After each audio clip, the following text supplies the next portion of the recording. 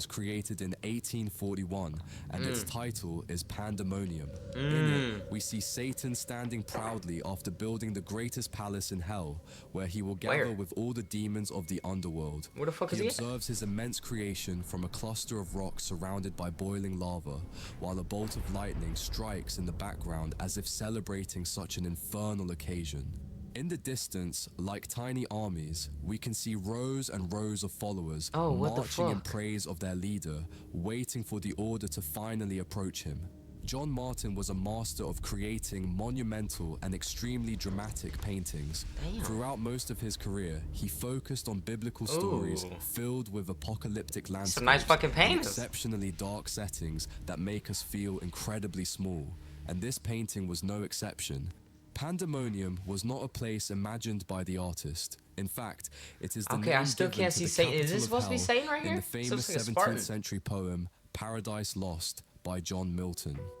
Published in 1667, this epic poem tells the story of Satan's rebellion against God, his fall from heaven along with his followers, and the subsequent creation of hell.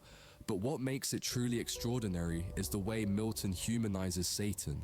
In this text, Satan is not portrayed as a simple evil figure, but as a complex, proud being who prefers to reign in hell rather than serve in heaven. In the opening cantos of the poem, Satan awakens after his fall, looks upon the abyss around him, and decides to build a city there. A majestic place destined to become the center of his infernal empire. That city is given the name Pandemonium, and this is precisely the scene John Martin chose to capture in his painting. This was not the first time Martin drew inspiration from Milton's poem.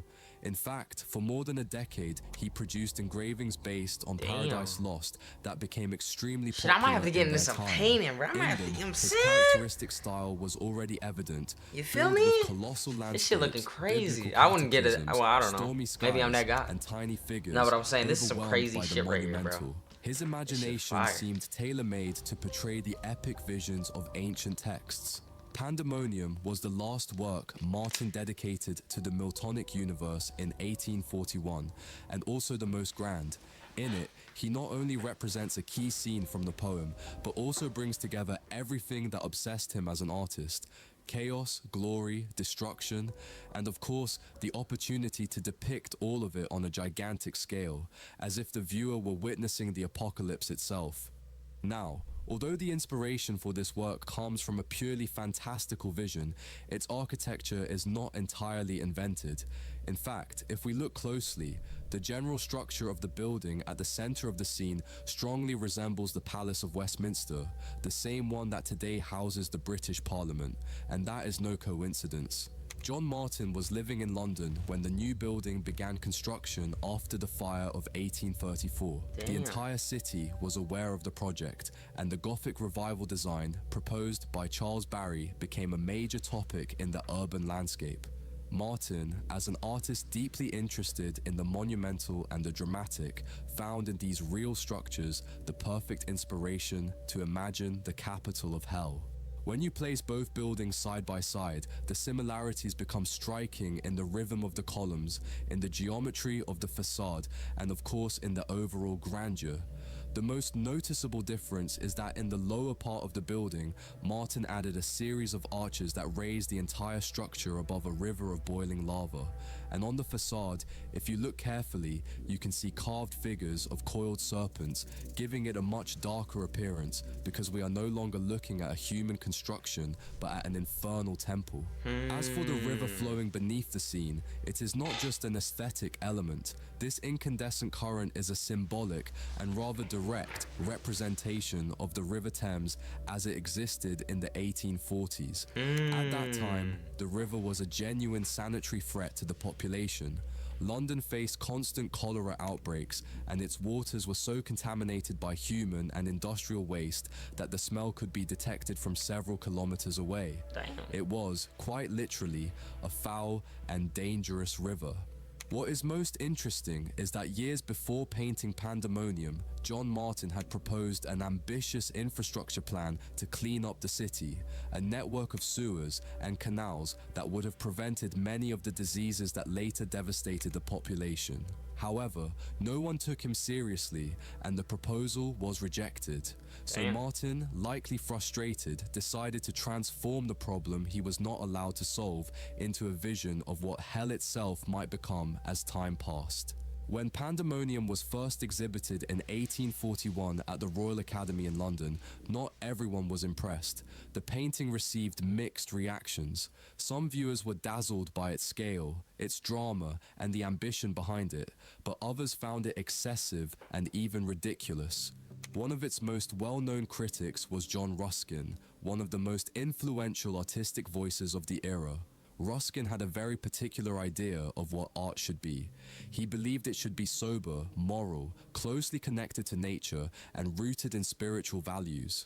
And for him, the works of John Martin fulfilled none of these ideals. Well, fuck him, bro. That's John Martin's work. Nigga, it ain't yours. As the fuck, you know what I'm saying? Of the apocalypse. That painting's great, man. Although that is a harsh criticism, imagine seeing some shit like that and be like, well, where the trees? Tells us a lot about how like, the painting was perceived in its time. Where the trees at? Did not fit I don't know, man. I don't know. Traditional standards. I mean, look at it. It was too big and too scandalous for many academic tastes. But in my opinion, that is precisely where the power of this painting lies. The fuck out of here. While other artists aim to just goes to show people been hating for years. Or the just live your life. Martin chase chose your instead dreams. To portray chaos do what you and destruction. You know now, beyond everything we have seen so far, there is one element I haven't shown you yet that makes this painting even more incredible and elevates it into a true masterpiece. What's that? And that element is its frame. John Martin also designed the frame. Its ornamentation is carved with serpents, dragons, and fantastical creatures that visually continue the horror unfolding inside the scene. It feels as if the painting cannot contain so much darkness, and it begins to spill outward.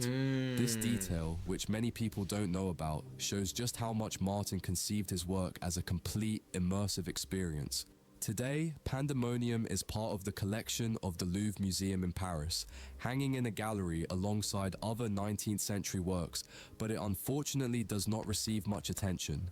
Few visitors stop in front of it, and it rarely appears in lists or recommended tours, which is almost ironic considering how much this painting communicates, and not only about the past. Because beyond its literary inspiration, Pandemonium can also be read as a modern critique of urban arrogance. Martin watched his city rise on sick foundations, and he portrayed it as what he feared it would become. Built the city ground up, lava up, hell. Up from the lava, from the hell. Thank you for making it to the end of this video. You got it, shout it. You got it. I'm gonna let you finish. But that'd be nice, man, going to a museum, looking at shit. I need to do that more often. I don't really got time to do that shit. You know, I get a weekend. Sometimes I don't. Not the whole weekend. Sometimes, you know what I'm saying? I typically get a weekend, though, man. That ain't making you think, you know what I'm saying? You know what I'm saying? You know what I'm saying? You know what I'm saying? Hopefully this YouTube channel blows up, and then I can get paid. And then I can run around and film shit at museums. That'd be fun. You know what I mean? We'll see how it goes. Let me let him finish. I'd love for you to leave your thoughts in the comments, whether you had seen this painting before, and of course, if you think there was any detail I missed in the analysis, feel free to share it down below. If you would like to have this painting in your home, you can find it through the link in the description. In our catalogue, you'll discover many more works by John Martin and countless other artists, so you can start your own art collection and turn your home into your personal museum. Shipping is free worldwide, and by purchasing, you'll be helping me tremendously to continue creating videos like this. Thank you all for your support, and I'll see you in the next video. You got it. You got it. That was fire. That was a good vid. Subscribe to Big Bro. Bang! Inspiragio.